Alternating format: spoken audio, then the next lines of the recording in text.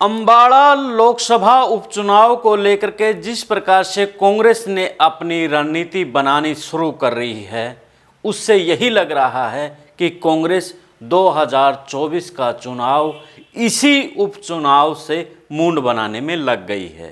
जो गलती जींद उपचुनाव में की थी, वो गलती अब अंबाला के उपचुनाव में नहीं दोहराएगी। जिस प्रकार से जींद उपचुनाव की बात करें, उस समय कांग्रेस की एक ये लग रहा था कि वो सत्ता में वापसी कर सकती है, लेकिन जैसे वो चुनाव हारी तो कांग्रेस की जगह भाजपा ने अपनी लहर बनानी शुरू कर दी। तो ऐसे में फिर क्या, अब कांग्रेस अपनी ऐसी कौन सी रणनीति बनाने जा रही है जिससे कि ना तो खेमों में बंटेगी, उनमें एकजुटता के साथ में जो अंबाला का उपचुनाव है वो जीतने की तरफ काम करेगी। ऐसी क्या रणनीति है, चर्चा करते हैं।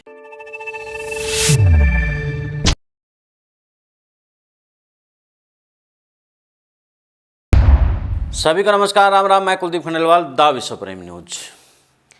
अंबाला उपचुनाव को लेकर के जिस प्रकार से अब जो रणनीति कांग्रेस ने बनानी शुरू कर दी है, उससे साफ तौर पर यही लग रहा है कि अब जो रणनीति है 2024 का चुनाव को तय करेगी, वही मूंड बनाएगी।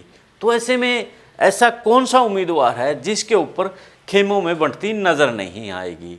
हम जींद उपचुनाव की बात इसलिए कर रहे हैं क्योंकि तब चुनाव की दशा और दिशा उसने ही बदली थी। वैसे कोई भी उपचुनाव हो, वो जैसे बच्चों का दिसंबर और सितंबर में टेस्ट होते हैं, उनका जानकारी मिलती है कि बच्चे कितनी ग्रोथ कर रहे हैं, तो उसी प्रकार पार्टियों का भी उपचुनाव में पता लग जाता है कि क्या कुछ उनको इम्प्रूवमेंट करने की ज़रूरत है, क्या कुछ आगे करने की ज़रूरत है।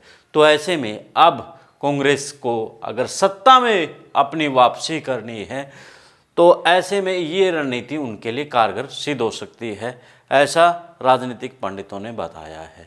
तो वो चेहरे, 3-4 चेहरे फिलहाल जो कांग्रेस की तरफ से हैं वो चले हुए हैं, लेकिन सबसे बड़ा एक चेहरा जिसके ऊपर जो चाहे हुड्डा गुट है, चाहे किरण चौधरी है, चाहे कुमारी शैलजा है, चाहे रणदीप सिंह सुरजेवाला है, उस पर कोई खेमा बंटता नज़र नहीं आएगा, बल्कि एकजुटता के साथ चुनाव में लड़ते नजर आएंगे। वो चेहरा का नाम है उदित राज, जो कि दिल्ली से है और ख़ास तौर पर अनुसूचित जनजाति के लिए उन्होंने काम भी किया है। अंबाला लोकसभा में जिस प्रकार से कांग्रेस के और भी नाम चले हुए हैं, जिसमें कुमारी शैलजा का भी नाम चला हुआ है, जिसमें प्रदीप नरवाल का भी नाम चला हुआ है, जिसमें विद्या रानी का नाम भी चला हुआ है। तो ऐसे में उदित राज को ज़्यादा इसलिए दिया जा रहा है, एक तो खेमों में नहीं बंटेगी और एकजुटता से जो काम करेंगे सब, एक दूसरे की टांग खिंचाई नहीं होगी। जींद उपचुनाव फिर दोबारा आऊँगा। जिस प्रकार जींद उपचुनाव के दौरान कांटा निकल गया, रामविलास शर्मा का एक वायरल हुआ था जिस पर चौधरी भूपेंद्र सिंह हुड्डा खिलखिलाते नजर आए थे। उनकी वही खिलखिलाहट 2019 के चुनाव में विपक्ष में बैठा दिया।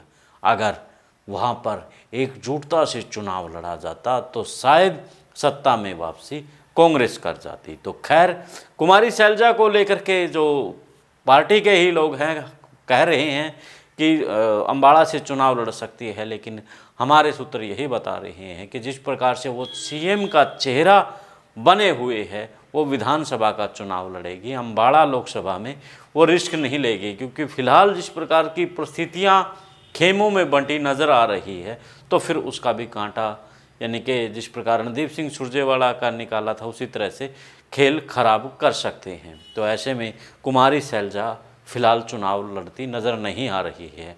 वैसे कुछ भी हो सकता है, वो राजनीतिक संभावनाएं होती हैं।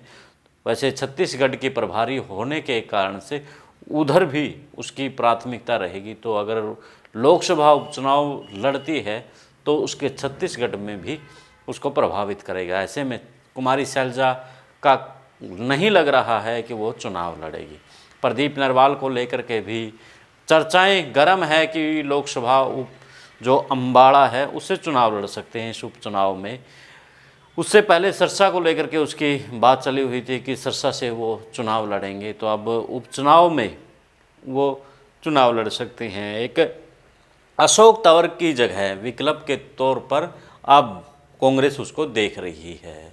अनुभव कम है बेशक से, लेकिन प्रियंका गांधी के साथ भी उन्होंने काम किया है और इसके अलावा वो कांग्रेस कमेटी के जो सचिव भी हैं।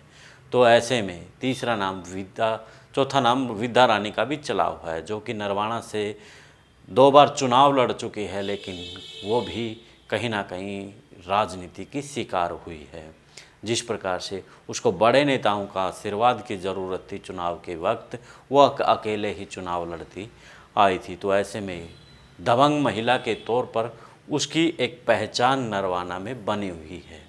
तो ऐसे में अब एक उदित राज ही विकल्प कांग्रेस को नज़र आता है कि दिल्ली से जिस प्रकार से बड़ा चुनाव लड़ने का चेहरा है वो सिर्फ उदित राज है, जिसकी अनुसूचित जाति में एक खास पकड़ भी है। अनुसूचित जातियों के लिए उन्होंने काम भी किया है, काशीराम से लेकर के बड़े उनको, और IRS अधिकारी भी रह चुके हैं। हाल फिलहाल जिस प्रकार से मजदूरों के लिए वो काम कर रहे हैं, तो वो भी एक फैक्टर उदित राज के लिए बन सकता है। तो ऐसे में अब लग रहा है कि अगर उपचुनाव हुए तो कांग्रेस का चेहरा उदित राज हो सकते हैं। आपकी क्या राय है कि उदित राज या फिर कुमारी शैलजा, प्रदीप नरवाल, विद्या रानी में से कौन होगा बड़ा यानी कि चुनावी चेहरा, कौन लड़ेगा चुनाव? आपकी प्रतिक्रियाओं का इंतजार रहेगा।